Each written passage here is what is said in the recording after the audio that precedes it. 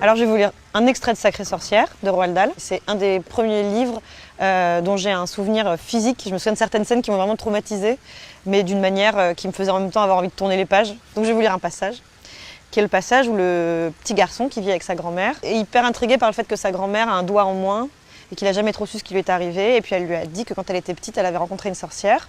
Et lui, il a évidemment une image des sorcières qui sont des sorcières avec un nez crochu et un chapeau pointu. Et sa grand-mère lui dit « Ah non, mais pas du tout, tu sais, les sorcières, c'est pas du tout ça. » Et donc elle lui explique comment reconnaître une sorcière. Le lendemain soir, après mon bain, grand-mère m'emmena dans la salle de séjour pour me raconter la suite. Aujourd'hui, commence sa grand-mère, je vais t'apprendre les détails qui permettent de reconnaître une sorcière. À coup sûr ? Demandai-je. Pas vraiment, répondit-elle, c'est bien là le problème. Mais ça pourra t'être utile. Elle laissa tomber les cendres de son cigare, oui, parce qu'elle est hyper cool et elle fume tout le temps un cigare, cette grand-mère. Elle laissa tomber les cendres de son cigare sur sa robe et j'espérais qu'elle ne prendrait pas feu avant de m'avoir fait ces révélations.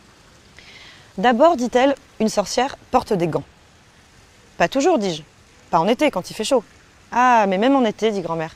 Elle doit porter des gants. Veux-tu savoir pourquoi ? Bien sûr, répondis-je. Parce qu'une sorcière n'a pas d'ongles. Elle a des griffes, comme un chat. Et elle porte des gants pour les cacher. Remarque que beaucoup de femmes portent des gants, surtout en hiver. Donc, ce détail est insuffisant. Maman portait des gants, dis-je. Mais pas à la maison, dit grand-mère. Les sorcières portent des gants, même chez elles. Elles ne les enlèvent que pour aller dormir. Mais comment sais-tu tout ça, grand-mère ? Bon, ne m'interromps pas sans cesse, dit-elle. Écoute-moi jusqu'au bout.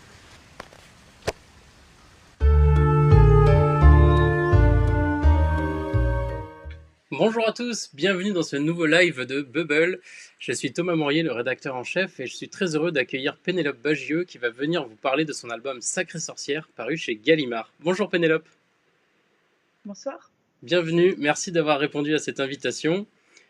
Juste avant de commencer, je vais donner quelques lignes pour résumer, pour donner un petit peu l'ambiance du livre, mais on aura l'occasion de la détailler avec les différentes questions. Je rappelle que c'est un live interactif, donc vous devez poser vos questions dans les commentaires, je vous y encourage, vous devez. Et elles apparaîtront à l'écran, bien sûr. Et ne vous inquiétez pas, il y a quelques minutes de décalage entre ce que vous voyez et ce que nous, on vit. Donc si ça apparaît pas tout de suite, c'est normal, donc ne vous inquiétez pas.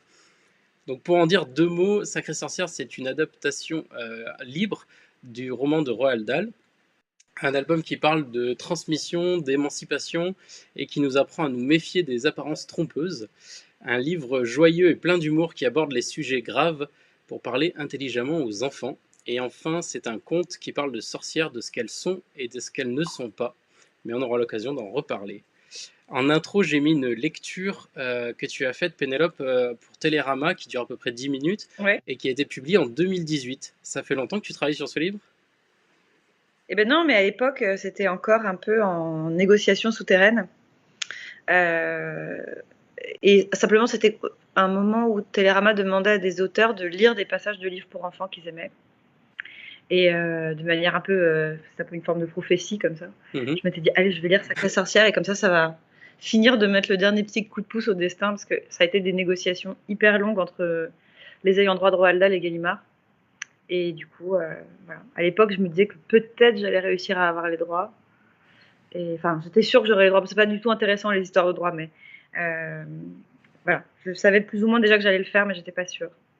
Et pourquoi cet album en particulier ? Parce que j'ai cru lire quand tu avais proposé peut-être Mathilda, c'est ça ? En fait, on m'a proposé rien de particulier. On m'a proposé un livre de Roald Dahl de mon choix. Mais c'est vrai qu'eux partaient du principe que j'allais sûrement vouloir adapter Mathilda. Alors que pas du tout. Je voulais l'adapter Sacrée sorcière, évidemment. Mais l'idée qui venait d'eux, c'était une adaptation en BD, n'importe. Voilà. Et comment est-ce que tu as commencé à imaginer l'adaptation ? Tu as commencé par imaginer les personnages ou comment tu allais redécouper l'histoire ? Non, j'avais assez hâte de m'atteler en fait aux scènes que je connais par cœur, vu que je connais ce livre par cœur, de toute façon. Je l'ai lu à peu près 14 000 fois depuis mes 8 ans. Et j'avais assez hâte. Les personnages, je savais déjà très bien quelle tête ils auraient, parce qu'ils avaient toujours été plus ou moins dans ma tête. Et non, j'avais assez hâte de me frotter un peu à toutes les scènes d'action qui sont assez cinématographiques en fait. Et justement, dans ton découpage, il y a pas mal de planches avec des jeux de plongée, contre-plongée. C'est vraiment, Ouais. t'en as mis pas mal dans tout le livre, avec même des grandes pages. Est-ce que pendant le découpage, tu t'es approprié le roman, peut-être essayé de le rendre plus visuel? Comment je pourrais dire ça? La question c'est, est-ce que quand tu as fait le découpage, tu t'es donné des challenges selon les scènes? Non, ça s'est fait dans l'autre sens, c'est que bon, je prends des scènes que je connais vraiment par cœur et Ouais, j'imagine que je dois les raconter à quelqu'un. Je pense pas en découpage ou en dialogue, je pense en action. De la même manière que si tu racontes une scène qui t'est arrivée ou une scène d'un film, c'est un peu décousu parce que toi tu vois très bien l'action, tu dis et là paf, ça pète, je tombe, hop, je saute. Tu vois, c'est comme ça que tu racontes le truc et après ouais. ton défi quand tu fais de la BD, c'est de réussir à le rendre en case quoi. Et donc c'était pas un des défis que je me lançais, c'était plutôt essayer qu'il n'y ait pas de déperdition entre l'action que j'avais en tête et le rendre en quelques cases, quoi. Donc c'était plutôt non, non, au contraire, c'était hyper excitant. Je voulais pas qu'on perde en route de ce qu'il y a de fort dans ce roman. Et pour moi, vraiment la pièce maîtresse de Sacrée Sorcière, le roman, c'est les scènes d'action. Mhm. Bon, et les sorcières, mais quand même surtout les scènes d'action. Et du coup, quand tu as fait ton adaptation, tu as eu l'idée de moderniser un peu l'époque, mais aussi les personnages. Est-ce que tu peux nous parler aussi de ton idée de changer un petit peu donc le sidekick du héros par une jeune fille, et comment aussi tu t'as réapproprié l'histoire en fait? Euh, Bah, c'est-à-dire que bon, l'histoire, elle a été écrite il y a bientôt 40 ans maintenant. Euh, donc forcément, il y a des choses qui sont plus exactement pareilles, notamment les enfants sont quand même plus vraiment les mêmes en 2020 qu'en 1983. Donc c'était évident que sans vouloir à tout prix le moderniser, en fait, il y avait presque des trucs qui étaient devenus anachroniques. Donc naturellement, je me disais, bah, on va partir du principe que c'est moi qui raconte l'histoire. Donc je la raconte à ma façon. Je suis tenue à rien, il n'y a pas de règle particulière, il faut juste que ça dénature pas le roman. Mhm. Donc je vais changer ce qui, moi, à l'époque, me paraissait un peu dommage. Et puis je vais faire en sorte que ça soit plus actuel. Et c'est vrai que dans les personnages d'origine du roman, donc il n'y a pas beaucoup de personnages dans cette histoire, mais il y a un Oui, héros qui n'a pas de nom, donc, qui est le petit héros. Et puis euh, pendant ses aventures malheureuses, euh, il est accompagné d'un autre enfant, mais qui est même pas vraiment son copain, qui sert à rien, qui est un ouais, personnage que j'ai toujours trouvé inintéressant dans ce roman, qui est le personnage de Bruno, oui, qui n'apporte rien à l'histoire, vraiment. On peut aussi être critique par rapport à l'œuvre d'origine. Je me suis oui. toujours dit que c'était dommage, mais qu'en revanche, un des trucs que je trouvais hyper dur et hyper triste dans cette histoire, c'était que ce pauvre héros avait pas de copain cool. Ses copains Mhm. étaient inexistants ou nuls, et donc je me suis dit, bah j'ai le droit de dégager Bruno, par exemple, parce Ouais. que je fais bien ce que je veux, et de le remplacer par quelqu'un qui servirait vachement mieux mon histoire, en étant un super personnage intelligent et cool et drôle et hyper débrouillard, et qui ait son propre destin. Et donc, puisque de toute façon, je le crée de toutes pièces, j'avais bien le droit d'en faire une fille, ça changeait rien. Donc, j'ai juste demandé l'autorisation à Luke Kelly, qui est le petit-fils de Roald Dahl, qui était mon interlocuteur, voilà, et qui m'a dit Nathan, pourquoi Bruno était super, pourquoi tu veux l'enlever? Et donc je lui ai dit non, Bruno n'était pas super. Je pense vraiment que ce serait mieux. Et je lui ai dit, et puis même, pendant 2020, c'est quand même cool si parmi les deux héros, on a la possibilité, si on veut, d'avoir un personnage féminin auquel s'identifier, qu'on soit un lecteur ou une lectrice d'ailleurs, mais on a quand même passé notre vie à s'identifier à des personnages masculins de force. Ouais. Si on proposait l'alternative fille, mais je vais en faire une fille vraiment super, quoi. Elle va pas être là pour chouiner et juste aider le héros à accomplir sa destinée. Elle va être là pour faire vraiment des choses, elle va être super. Et, euh, et voilà, et puis j'ai aussi un peu transformé les personnages existants parce que je voulais que la grand-mère soit plutôt proche de ma grand-mère à moi que celle de Mhm. Roald Dahl. Je trouvais que les sorcières, il y avait aussi quelque chose à jouer dans qu'est-ce qui peut motiver en 2020 des créatures qui détestent les enfants. Alors, bah, les sorcières de Roald Dahl, elles détestent les enfants parce qu'elles trouvent qu'ils sentent mauvais. Mais je trouvais ça intéressant qu'elles se plaignent aussi du bruit qu'ils font, notamment dans le train. Mhm. Euh, voilà, elles détestent les enfants comme on peut détester les enfants aujourd'hui. Voilà.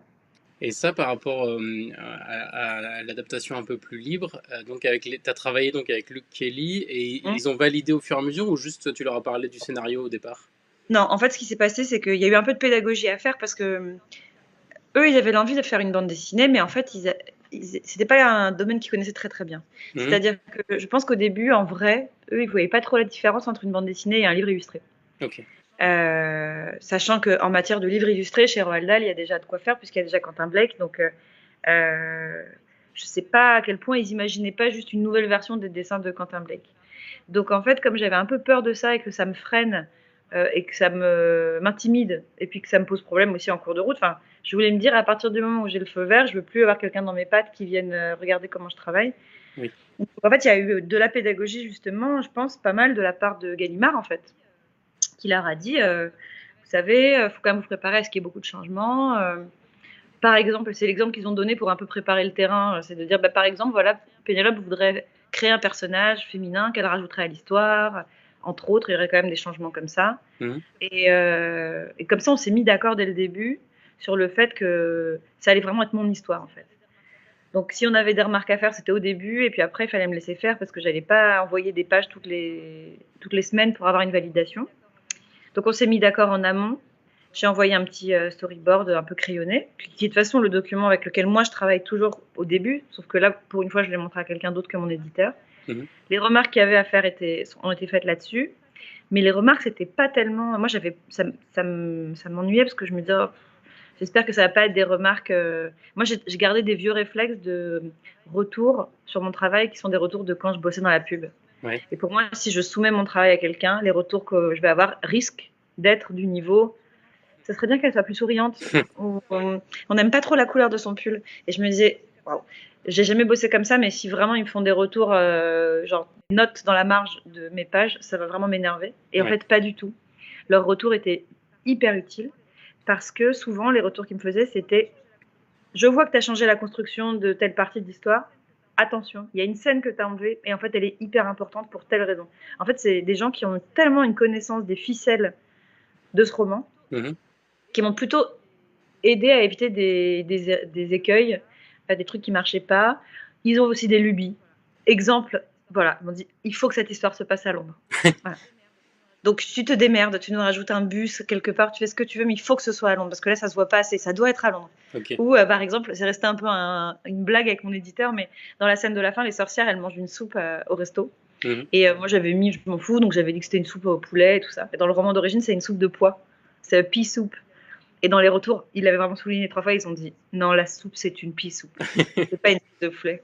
Et je me suis dit, ils rigolent ou pas? Maintenant ils rigolaient pas. La soupe, il fallait pas rigoler. Donc il y avait 2-3 trucs qui sont en fait pour eux des fondamentaux de l'histoire, même si c'est des petits détails, mais c'est des clins d'œil. Il faut pas changer le nom de telle personne, il faut pas changer la façon de parler de la sorcière, etc. Mais en fait, le reste, ils s'en foutent. Et surtout, à partir du moment où ils se rendaient compte que c'était cohérent pour mon histoire à moi, même si ça changeait beaucoup par rapport au roman, ils étaient OK. Donc, c'était plutôt très utile d'avoir leur retour. Et puis, c'était aussi à la fois hyper cool pour moi de me dire, c'est le petit-fils de Roald Dahl qui me dit, cette idée-là, elle est super. Et ça apporte vraiment un truc au roman. Enfin, c'était plutôt de la chance, en fait, de bosser avec lui. Je trouvais. Et du coup, on n'a pas encore attaqué les sorcières. La grandissime sorcière et la grand-mère sont un peu les deux facettes de la figure de la sorcière. Comment tu as abordé un peu la présentation de ces personnages ? Il y avait un truc qui me choquait pas du tout quand j'étais petite et pour cause, et qui, une fois que je me suis replongée dedans adulte, m'interpellait. Effectivement, c'était cette représentation de la sorcière qu'on peut voir comme quand même un peu misogyne. Sauf qu'il y a un truc qui est très très clair dans le roman, c'est que Roald Dahl fait dire à la grand-mère quand elle parle des sorcières, elle dit c'est pas des femmes, c'est des créatures magiques qui choisissent de prendre l'apparence de femmes. Donc pour moi, c'était très clair qu'il fallait vraiment mettre ça au clair tout de suite dès le début. Elles sont des créatures qui essayent de ressembler à des femmes mais qui n'y arrivent pas complètement, donc elles se foirent un peu sur des trucs. Elles ont des griffes à la place des mains, elles ont pas de doigts de pied, bon, elles ont des trous de nez énormes. Elles ont des trucs pour qu'on les reconnaisse quand même, mais elles essayent de prendre l'apparence de femmes. Donc c'était essentiel qu'en face de ça, j'ai effectivement une représentation d'une sorcière moderne qui soit une femme autonome, un peu en marge de la société, qui se débrouille un peu à sa manière, qui se soigne toute seule, qui a une forme de magie, si on veut bien, mais très bienveillante. Et que du coup, on a cette espèce de face-à-face entre les deux. il y a un moment où elles sont réellement face à face à la fin, et c'est une scène qui est importante pour moi. Donc, c'était compliqué en 2020 de pas réfléchir à ce personnage de la sorcière. C'est aussi pour ça que je voulais, au début de l'histoire, faire un petit chapitre d'histoire quand même aux enfants, pour leur parler des persécutions, des chasses aux sorcières, leur dire quand même ce qu'a caché ce mot pendant hyper longtemps, qui avait inventé ce mythe de la sorcière, dans quel but. Voilà, parce que c'est quand même... c'est au cœur de beaucoup de questions ces dernières années. Donc, Oui, et ça justement, est-ce que c'était difficile à écrire, mettre en scène dans la bande dessinée pour les enfants? Est-ce que ça a été une partie compliquée à installer? cette petite partie-là, Oui, historique, tu veux dire? oui. Je l'ai gardée pour la fin, très honnêtement. J'ai attendu d'avoir écrit tout le livre, et je savais qu'à la fin, il me restait les... Au début, je pensais que ça ferait très très bon calcul, comme toujours. En fait, non, je pense que c'est une partie qui fait au moins 8 pages, qui est en fait le moment où la grand-mère explique à son petit-fils comment on reconnaît une sorcière et qu'est-ce que c'est réellement. Et puis où du coup, moi j'ai calé aussi, hop, ça fait jamais de mal, cette petite partie explication du patriarcat pour les enfants. Oui. J'avais peur, encore une fois, que ce soit un problème avec le Roald Dahl Estate, mais ils ont très bien compris. Donc non, mais c'est super intéressant de se dire comment bien choisir les mots pour expliquer ces concepts qui sont assez compliqués et assez cruels aux enfants, parce que j'allais pas leur dire non plus. Et oui, les enfants, à une époque, on les mettait sur des bûchers. Je pouvais pas non plus dire ça. Je pouvais pas non plus nommer réellement les coupables, donc je les suggère. Je dessine des gens avec des robes de prêtre, mais je ne dis pas qui c'est. Voilà. Mais je pense que ça peut planter la graine d'une conversation, ce qui est toujours ça de prix. Et puis oui, c'est vrai que c'était difficile de trouver les mots justes, et puis je ne pouvais pas non plus en faire 40 pages. Donc j'ai demandé à Mona Chollet de m'aider à synthétiser ça le mieux possible. Et je lui ai demandé par exemple quels étaient les aspects les plus grotesques et les plus risibles de la chasse aux sorcières, plutôt que de prendre les plus cruels, pour montrer aux enfants à quel point c'était absurde et à quel point ça relevait vraiment de la misogynie pure sans aucune autre raison, notamment le fait qu'on les foutait à la flotte pour voir si elles coulaient ou si elles flottaient, et qu'on pensait qu'elles dansaient toutes nues avec le diable. Je me suis dit, ça c'est quand même... Déjà c'est très visuel, j'imaginais déjà très bien que ça allait assez bien rendre.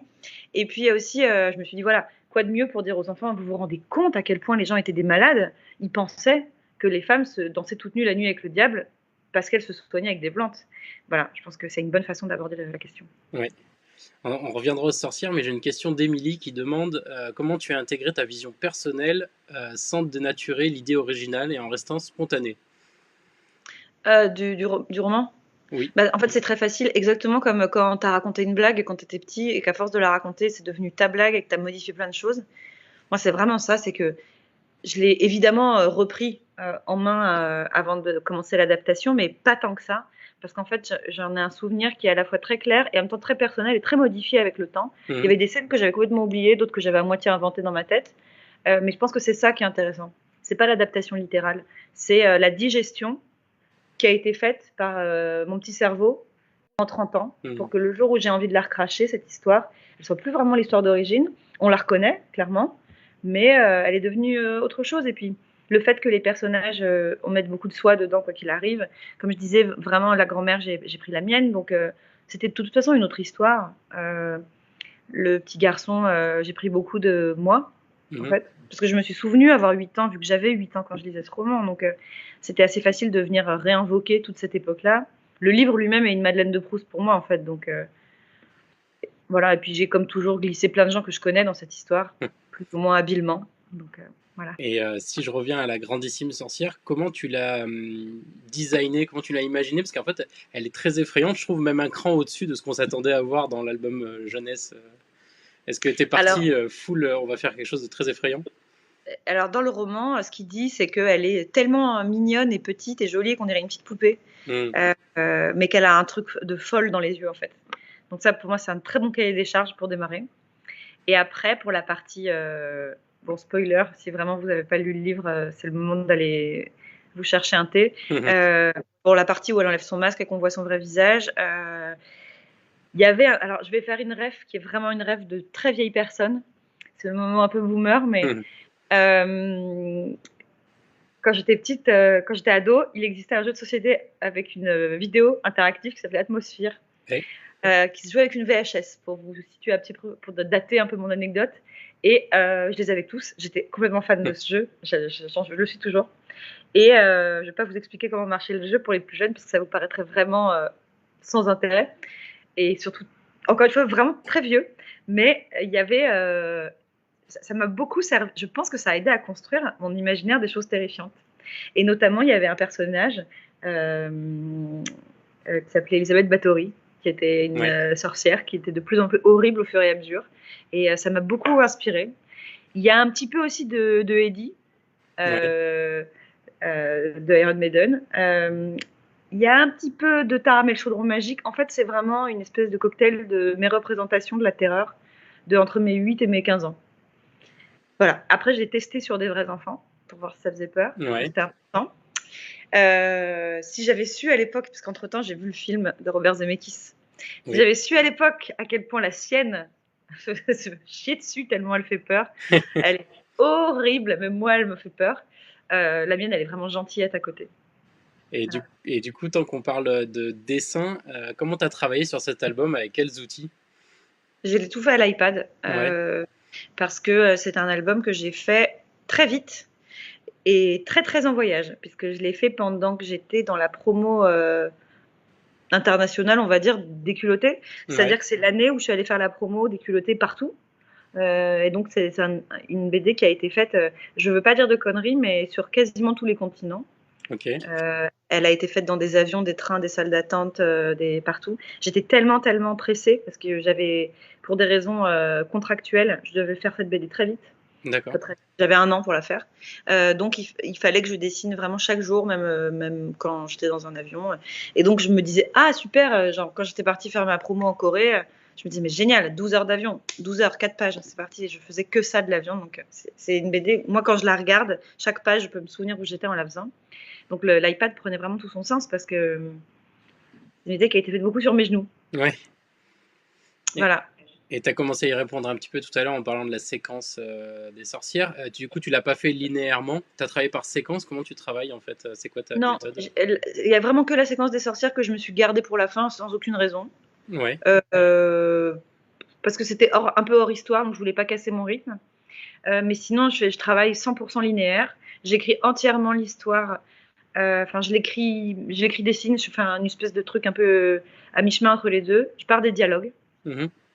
Pour chaque scène, je sais par quoi elle commence, par quoi elle finit. C'est tout ce que j'ai comme info en général. Je sais à peu près les 3-4 trucs qui doivent se passer dans cette scène absolument. Et après, c'est une forme d'écriture automatique, un peu d'impro, quoi, où je suis dans une espèce de forme presque d'hypnose pendant que je le fais.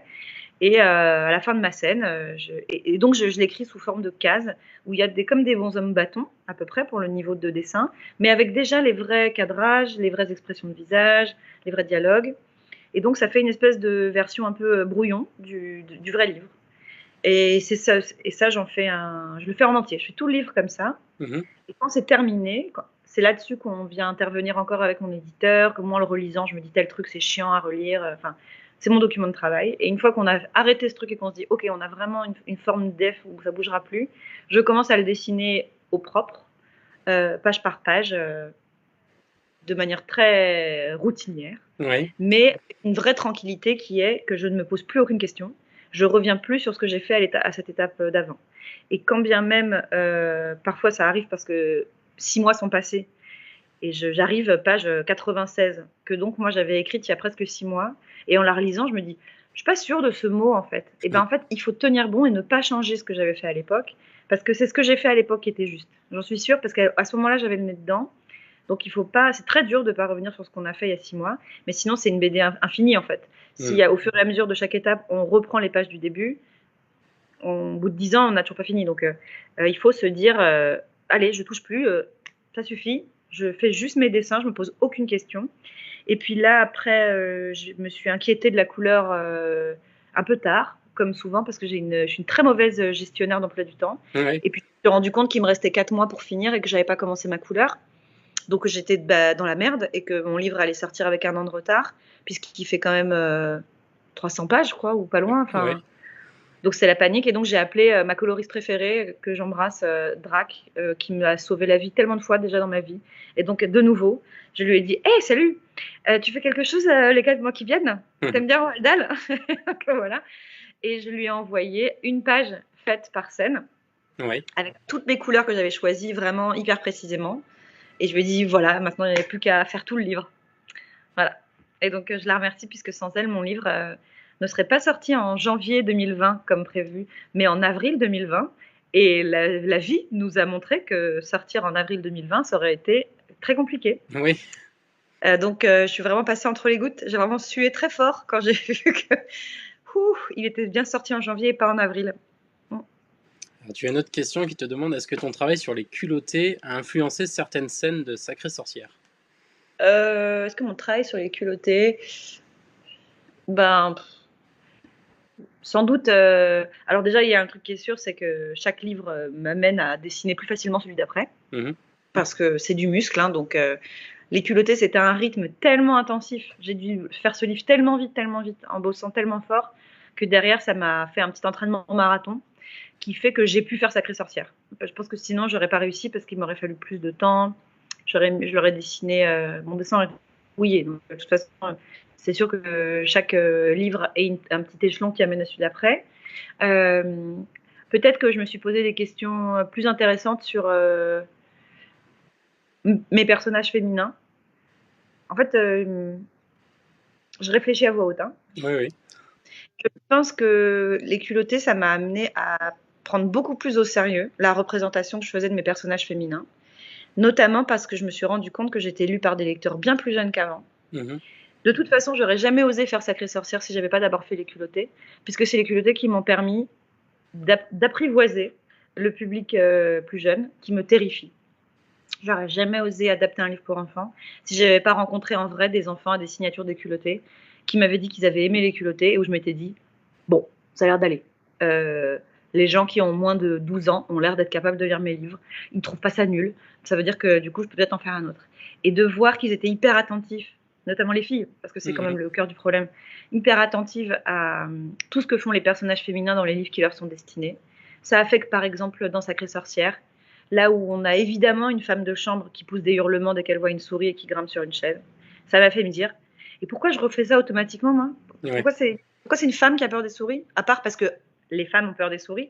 En fait, à part des automatismes bêtes, est-ce que ça change vraiment quelque chose si je mets un homme ? Est-ce que ce serait pas même encore plus rigolo si c'était le même que celui du début qui est venu et qui a fait parce qu'on lui a pas donné de pourboire et qu'il est déjà un petit peu énervé ? Est-ce que c'est pas encore plus rigolo que ce soit lui qui ait peur des souris ? Et ce genre de choses, je pense que si j'avais pas rencontré un public jeune féminin avec les culottés, je me serais jamais posé ces questions et j'aurais recraché tous mes automatismes d'écriture dont j'ai hérité grâce à 38 ans de lecture de trucs sexistes, quoi. Donc, si, c'est sûr. Et quand tu disais culotté que ça allait très vite, c'est que tu faisais une histoire par semaine, c'était ça Ouais, c'est ça, je devais poster sur le site du Monde une histoire tous les lundis.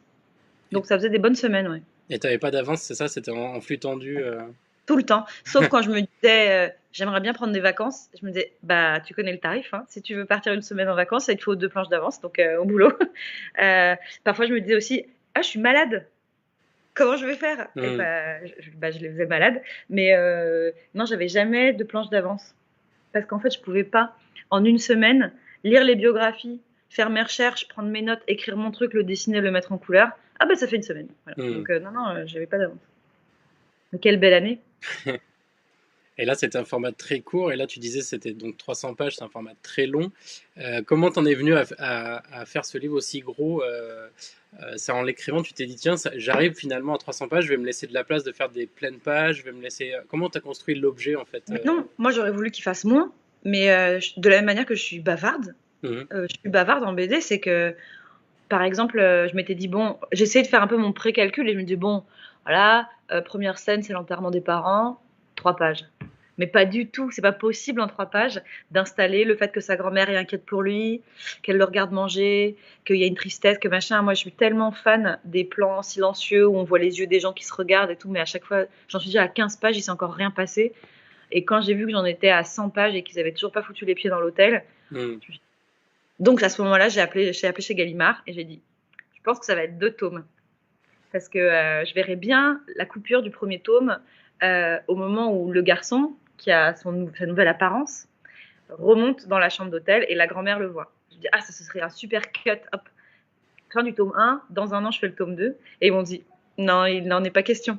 Nous, on a un contrat pour un seul livre. Donc, tu te démerdes, il faut que ça fasse un seul livre. Et je leur ai dit, bah, ça va être un livre de 300 pages alors. Et ils ont dit, bah oui. J'ai dit, bah oui, mais j'ai quand même qu'un an pour le faire. Et ils m'ont dit, eh oui. Donc après, je me suis dit, bon, bah, c'est parti. Et puis, j'arrivais pas à resserrer, en fait. Moi, il me faut vraiment un temps fou pour installer les trucs.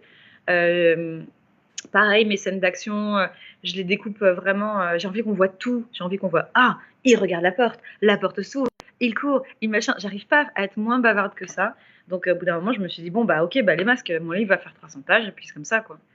Il sera gros et lourd. Et peut-être que les enfants s'assommeront avec dans leur lit le soir en le lisant. Mais ouais, j'arrive pas à faire court. Et puis en plus, j'ai observé ma bibliographie récemment. Plus le temps passe, plus je fais des gros livres. J'ai un peu cette mauvaise habitude qui est en train de s'installer. Le rêve de réussir à faire un jour un livre de 48 pages s'éloigne un peu plus de moi tous les ans. Ouais. C'est impossible que j'arrive à faire un jour une putain d'histoire courte. Ça va se terminer, je vais faire de plus en plus des pavés. Je pense que quand je serai vieille, je ferai des BD de 1000 pages. Et les gens me diront, Pénélope, ton livre coûte 75 €. Il faut arrêter. Voilà. Les livres n'existeront plus d'ici là. Et ça, justement, par rapport aux enfants et aux gros livres, c'est quoi un petit peu les retours que tu as? Est-ce que justement, tu as eu du public avant le confinement? Est-ce que tu as fait des dédicaces? Oui, bien sûr. Mais moi, j'étais vraiment la bénie de la chance. C'est que j'ai sorti mon livre en janvier. J'ai eu le temps de faire un max de signatures. J'ai vraiment fait le plein avant qu'on n'ait plus le droit de sortir. Donc, j'ai eu une tonne de dédicaces, j'ai eu plein d'enfants. Moi, j'ai en plus la chance d'avoir des enfants qui m'écrivent des lettres. Ça, c'est peut-être même la meilleure raison de faire des livres pour enfants. C'est que l'ouverture du courrier est devenue une source de mignonnerie et d'émotions permanentes. Les enfants m'envoient des dessins de la grandissime sorcière et des souris et de la grand-mère tout le temps. Ça, c'est vraiment incroyable. Donc, qu'est-ce que j'étais soulagée parce qu'ils me font tellement peur. C'est tellement un public que j'avais en tête. Il y a plein de choses pendant que je faisais Sacrée Sorcière où je me disais, tu peux pas te foutre des enfants. Ça marchera pas. Par exemple, tu peux pas, comme d'habitude, par une habile pirouette graphique, ne pas faire de décor et faire des fonds un peu abstraits, des fonds ça ne marche pas. Les enfants, ils vont regarder une case pendant 1 heure et ils vont regarder tous les détails du décor parce qu'on fait ça quand on est enfant. On veut un décor avec une tonne de petits détails et tout regarder. Et quand tu dessines une foule de sorcières à un congrès, tu ne peux pas en dessiner en arrière-plan où tu t'es pas fait trop chier puis il se passe rien. Les enfants vont aller regarder la sorcière qui est tout au fond et qui est en train de se curer le nez. Donc il faut que tu aies vraiment soigné tous les détails. Et ça m'a mis la barre très haut. Alors que les adultes, on le sait qu'on peut faire un peu d'esbrouf. Ouais. Mais pas trop les enfants. Tu as une question de Sandy qui dit de qui t'es-tu inspiré pour la grand-mère. Tu as dit un petit peu de ta grand-mère, mais cette grand-mère, elle est vraiment rock'n'roll. Elle fume, elle boit, elle laisse le petit jouer au jeu du casino. Est-ce que tu peux nous parler un peu de comment tu l'as construite? Alors, la grand-mère, dans le roman, est extrêmement transgressive déjà, en fait. C'est qu'il n'y a pas grand-chose à rajouter parce que la grand-mère de Roald Dahl, qui est sa vraie grand-mère d'ailleurs, fume le cigare pendant toute l'histoire. C'est pour ça qu'elle est malade. Elle boit pas. Ça, je crois que c'est moi qui ai rajouté parce que moi, ma grand-mère, elle picolait quand même pas mal.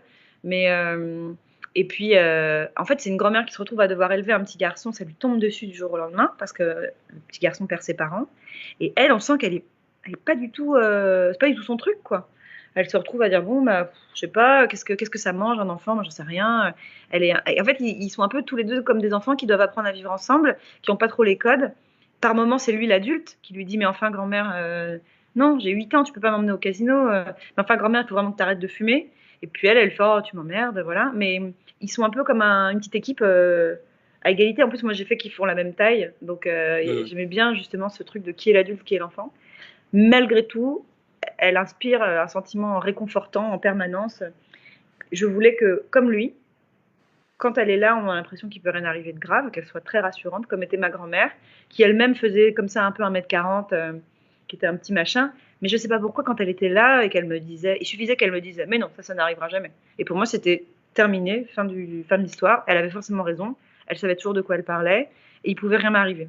Et j'avais vraiment envie de transmettre ça. Ma grand-mère, je l'aimais énormément. C'était la personne la plus affectueuse de la Terre.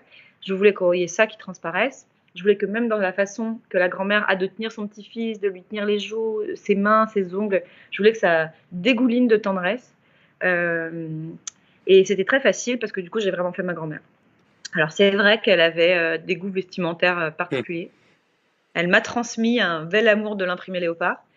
Et elle était un peu, voilà, elle était un peu en dehors des clous. Elle avait beaucoup trop de bijoux. Elle avait des ongles tout le temps très longs, rouges. On aurait dit un peu des petites pattes d'oiseau et tout ça. Et c'était très émouvant, en fait, de la dessiner pendant un an, au sens premier du terme. C'est-à-dire qu'il y avait plein de moments où, en fait, de la faire revivre comme ça, de vraiment retrouver exactement ses gestes, ses expressions, parce que ma grand-mère me donnait toujours que des noms d'animaux ou de trucs qui se mangent.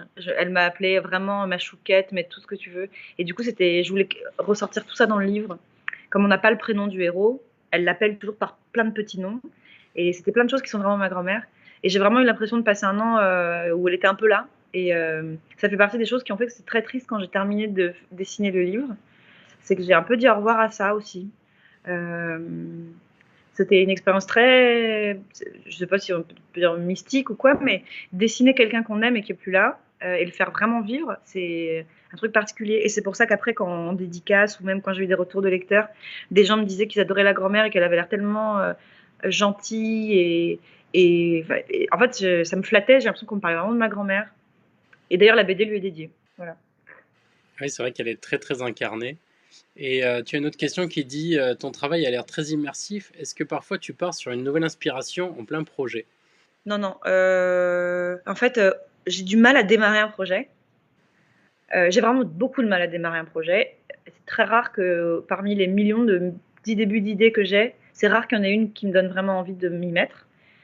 Quand j'ai envie de m'y mettre, je commence un peu à dessiner. Au bout d'une page, je sais si ça va me faire chier ou pas.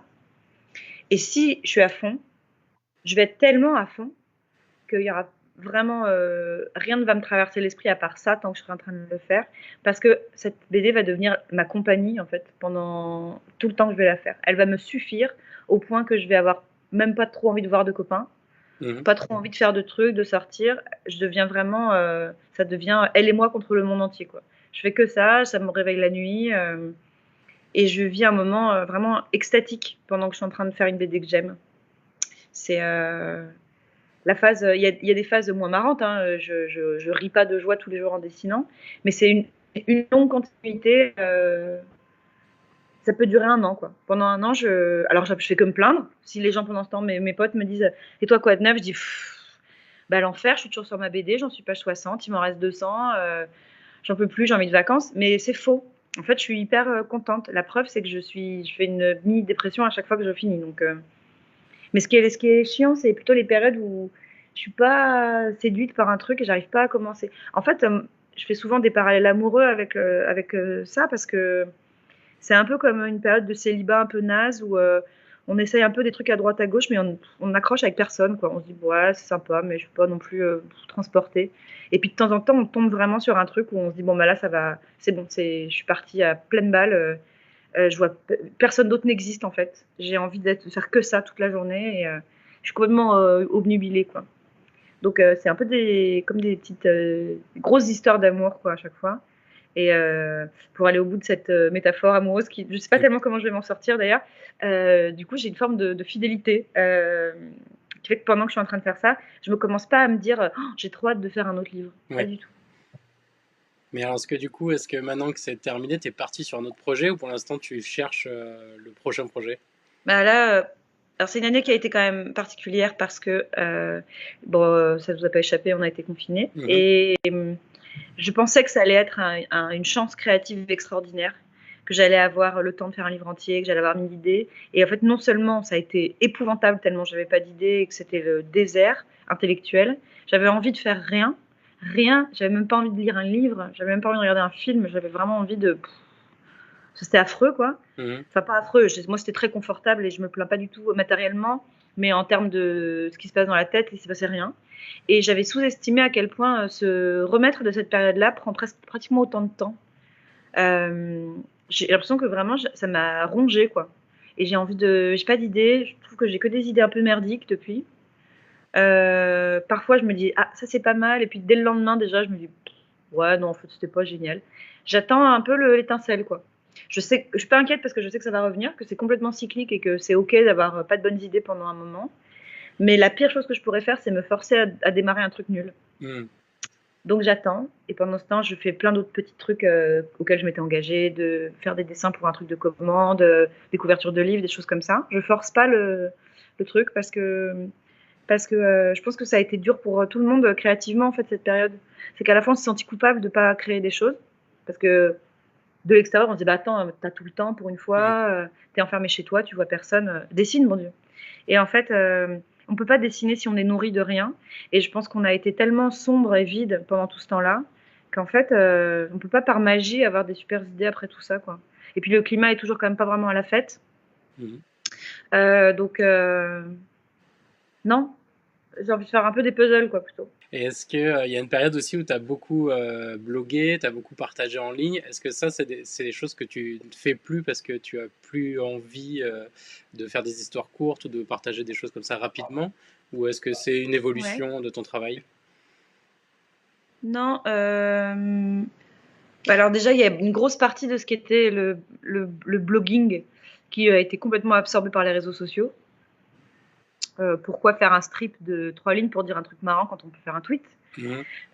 Pourquoi faire une note de blog pour montrer un peu comment avance un projet, montrer un beau dessin et avoir des retours quand on peut le mettre sur Insta, en fait? Clairement, une grosse partie de ce que j'attendais de mon blog a été mangée par mes réseaux sociaux. Pas toujours pour le meilleur d'ailleurs, parce qu'en fait, c'est quand même Instagram, c'est quand même pas vraiment comme un blog, hein. C'est quand même ça, il y a plein de contraintes très chiantes. Donc en fait, c'est pas si malin, mais bon, c'est pas la force des choses. Et non, moi, ce qui me manque, c'est un endroit pour faire des histoires de moyenne longueur. J'ai tout le temps des idées, de trucs que j'ai envie de raconter qui feraient une dizaine de pages. Et puis je me dis, oh, 10 pages, c'est trop court, je ne peux pas en faire un livre. J'ai pas envie de les mettre, pas envie de les découper en petits carrés où on va swiper sur Insta pendant 6 semaines pour la lire. Donc du coup, je le fais pas. Mais c'est ça le format que j'aimerais bien trouver. Moi, j'aimerais bien qu'il existe des journaux de BD où on publie des tout petits trucs, comme des nouvelles en BD, quoi. Parce que ça, j'ai tout le temps envie d'en faire. Ouais. Peut-être que ça existe. Vous pouvez me signifier si ça existe et que je suis pas au courant, mais voilà, ça j'aimerais bien. Et tu as une autre question qui te demande, est-ce que tu penses un jour faire une autobiographie comme Alison Bechdel, donc j'imagine type mémoire, mais version rock tendre en couleur? Ouais, complètement. J'y pense un peu tous les jours en ce moment. Je pense que je me suis vraiment tenue à l'écart de la vraie autobio sincère pendant toute ma vie. Parce que pour 1000 raisons qui sont les mêmes que tout le monde, je pense. C'est un problème de pudeur, un problème de est-ce que c'est vraiment intéressant, tout le monde s'en fout. Qu'est-ce que j'ai de plus à dire par rapport à d'autres gens alors que mes expériences de vie sont relativement banales? Je ne suis pas Alison Bechdel, justement. En fait, plus je vieillis, plus je vois une architecture à mes souvenirs. Je ne sais pas comment dire ça autrement. C'est que c'est plus juste une somme de souvenirs, c'est que je commence à voir les ramifications de choses qui me sont arrivées à 15, comment elles ont fait changer des choses jusqu'à mes 25, et puis qu'en fait, ça a complètement mis en place plein de choses jusqu'à mes 35. Et du coup, je pense qu'à force de tourner autour de ça, il y a un moment où je vais avoir besoin, même d'un point de vue perso, d'un point de vue presque d'archiviste, d'organiser les choses en les racontant. C'est quand même une super façon de sortir des choses de soi et d'écrire, hein, je veux dire en général, de faire une BD. De toute façon, oui. on parle toujours des sujets qui nous obsèdent pour s'en débarrasser. Donc, je voudrais trouver le temps pour raconter ça, mais le problème, c'est que c'est hyper dur quand on est autobiographique de pas tout de suite tomber dans la dérision par pudeur, en fait, de se dire mais du coup, je vais quand même faire plein de blagues. Je vais pas raconter vraiment que ce jour-là, j'ai eu le cœur brisé. Je vais plutôt faire une blague pour dire je me suis fait larguer comme une merde. Qu'est-ce qu'on a ri. Et je pense que c'est dur de pas. C'est intéressant de ce point de vue-là. Nanette, le spectacle d'Anna Gatsby, qui dit que le problème, c'est qu'un des gros ressorts humoristiques pour les femmes, c'est l'autodérision, et qu'en fait, elle est très toxique à force. Oui. C'est comment on fait de l'autobiographie quand on est une femme sans juste passer 400 pages à se foutre de sa propre gueule. Et je pense que j'ai plus envie de ça. J'ai plus envie de parler de moi pour me moquer de moi uniquement. Donc, ça veut dire aussi trouver un ton. Mais ça me fait assez envie. Et est-ce que tu prends des notes ou c'est juste en tâche d'arrière-fond J'ai une note dans mon téléphone. J'ai une note de choses que je trouve pertinentes à raconter. Et ça se remplit, et puis il y a un moment où, je sais pas, peut-être je vais me dire, eh ben go, voilà, je vais commencer à le dessiner. Et après, quand ce sera terminé, c'est pas du tout impossible que je me relise et que je me dise, waouh, ça m'a fait trop de bien de le mettre par écrit, et maintenant ne le montrons jamais à personne. Mais c'est très possible aussi. Et ce sera vraiment que une vertu thérapeutique, mais peut-être pas. Peut-être qu'en fait, dans un an, je vais sortir un livre où je vais raconter mes histoires d'amour impossibles de quand j'avais 17 ans, je sais pas. Et est-ce que ça serait pas aussi avec une collaboration? Je pense à Jean-Marc Rochette qui a fait ça parce qu'il n'arrivait pas justement à parler de sa vie et qui a demandé à quelqu'un Ouais. d'extérieur, de neutre, entre guillemets, de l'aider. Ah ouais, ça c'est une super idée, mais moi j'ai vraiment du mal à ne pas être en contrôle de tout. Et surtout pour un truc comme ça, j'aurais l'impression que quelqu'un vient mettre ses doigts sales sur mes affaires en fait. Je dirais, non, alors en fait tu ne comprends pas. C'était pas du tout ça. C'était pas du tout comme ça que je me sentais en revenant de la boum de Mathieu. Je pense que ça me ferait un peu. Voilà. Mais de loin en loin, avec mon copain, on caresse l'idée lointaine de faire quelque chose ensemble. Et là, c'est-à-dire que je me remettrai 100% à son expertise à lui et c'est moi qui dessinerai des choses que lui raconte. Mais laisser à quelqu'un raconter des choses qui me sont propres et assez personnelles, ça, c'est vraiment une de mes forces. J'admire Rochette pour ça, entre autres, pour plein de choses. Je l'admire, mais pour ça, parce que c'est passionnant, même d'un point de vue psy, de confier des choses intimes à quelqu'un pour qu'il les transforme. Ouais. Il est fort. Et pour prolonger cette question, il y a Laurent qui te demande, est-ce que tu as des collaborations en vue? Ben, pas une collaboration, mais effectivement, mon amoureux est musicien et il est très très très fort en anecdotes de la musique. Il est vraiment très fort et c'est une passion qu'on a tous les deux. On peut passer vraiment 800 heures à se raconter des anecdotes de groupe parce qu'on est vraiment passionnés de ça tous les deux. Et donc on a quand même dans un coin de notre tête l'envie de, à un moment, trouver un moyen de raconter ça en essayant que ce soit pas juste une anecdote et un dessin. Et c'est à peu près sûr qu'on le fera parce qu'on a très envie de le faire. Et puis qu'on trouve ça trop marrant de faire un livre ensemble. Donc voilà. Mais je sais pas quand ni comment. Et puis il fait plein de trucs. Et j'allais dire moi aussi. Mais non, moi je fais des puzzles, lui il travaille. Je sais pas quand est-ce qu'on va pouvoir s'y mettre. Mais oui, on finira de toute façon, j'en suis sûre, par faire ce projet qu'on a ensemble. Mais à part ça, je me vois mal collaborer avec quelqu'un d'autre parce qu'en fait, moi, j'aime pas du tout travailler avec les gens. J'aime pas ça du tout. J'ai aimé faire des BD avec des scénaristes dans le passé, mais c'était à chaque fois comme une expérience unique. Comme on va visiter un pays une fois pour voir comment il est et se dire waouh, j'en reviens avec des souvenirs merveilleux. J'y retournerai pas, mais c'était super. Et ben, moi, j'ai fait des BD 2 fois avec des scénaristes, 2 expériences complètement différentes parce que des façons de travailler qui avaient rien à voir. Et ensuite, par la suite, à chaque fois que j'ai dit OK pour faire un livre avec quelqu'un, et ben ça ne s'est pas fait parce que finalement, j'avais pas envie. D'accord. Donc à la 4e fois, j'ai fini par comprendre la leçon et je me suis dit, Pénélope, parce que finalement, ce qui n'émerge pas de ça, c'est pas tout simplement que tu n'as pas envie de travailler avec quelqu'un. Et donc j'ai fini par le graver dans du marbre dans ma tête et me dire, arrête de croire que tu aimes ça, tu n'aimes pas travailler avec les gens. Et en fait, c'est ça, j'aime pas travailler avec les gens. J'adore travailler toute seule. Et peut-être un jour, ce que j'aimerais faire, mais je ne sais pas quand, mais peut-être un jour, j'aimerais écrire une histoire pour que quelqu'un d'autre la dessine. Ouais. Ça doit être assez marrant.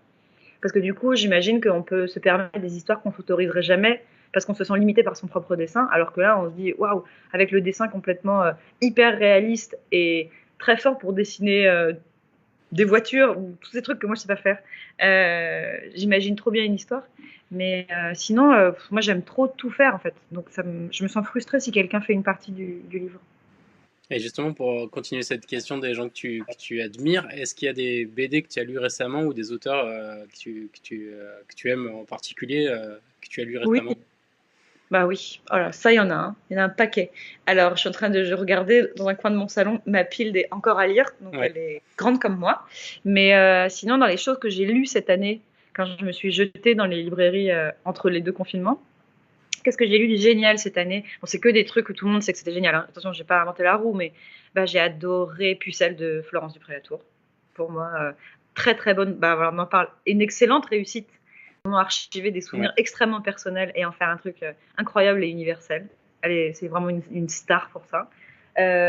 J'ai adoré le nouveau Anne Simon, Bousse Mhm. et Gigot, parce que j'adore Anne Simon. Je trouve que déjà c'est une des plus grandes dessinatrices de notre génération et que son univers est tellement dense et complexe et riche et j'adore, je suis fan d'elle. Qu'est-ce que j'ai Peau d'homme, c'était quand même génial, hein, tout le monde l'a dit, mais Mhm. redisons-le, à l'approche des fêtes, Peau d'homme, c'est vraiment incroyable. Après, il y a des trucs, je me souviens plus si c'était cette année ou l'année d'avant, mais moi, en tout cas, je les ai lus cette année. Dans les BD qui m'ont vraiment collé par terre pendant 1 heure à pas pouvoir penser à autre chose. Il y a le dernier Paul de Michel Rabaliati. Comment il s'appelle? Le dernier Paul à la maison, je Ouais. crois. Ouais, je crois que c'est ça. Ça, c'était vraiment, vraiment dingue. Je trouve que c'est son meilleur. Et pourtant, je suis vraiment auto-présidente du fan club de Michel Arpaliati depuis toujours. Mais celui-là, vraiment, il va un cran plus loin. Il est encore une très, très, très, très, très bonne autobio de quelqu'un qui est sans détour parce qu'il est très dur avec lui-même. Ouais. Oui, c'est vraiment. Enfin, je sais pas, tu l'as lu ou pas? Oui. Tu vois, il est vraiment cruel avec lui plus que jamais. Il vieillit, il a une vie pas dingue. Mhm. Et il a jamais été aussi fort, quoi. Je trouve que quand il raconte ça, je l'adore. Je regarde ce que j'ai lu d'autre. Ouais, j'ai enfin terminé Epiphania, Ah oui. que j'ai adoré, de Ludovic de Berme. Ça, c'est vraiment incroyable aussi. Je sais pas, j'ai lu plein de trucs super. Je lis tout le temps plein de trucs super, en fait. Voilà.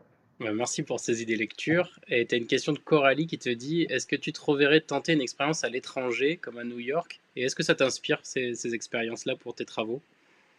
J'ai pas du tout envie de repartir, là. Je suis trop contente d'être rentrée. Je suis rentrée il y a un peu plus d'1 an. Et je suis rentrée pour me confiner.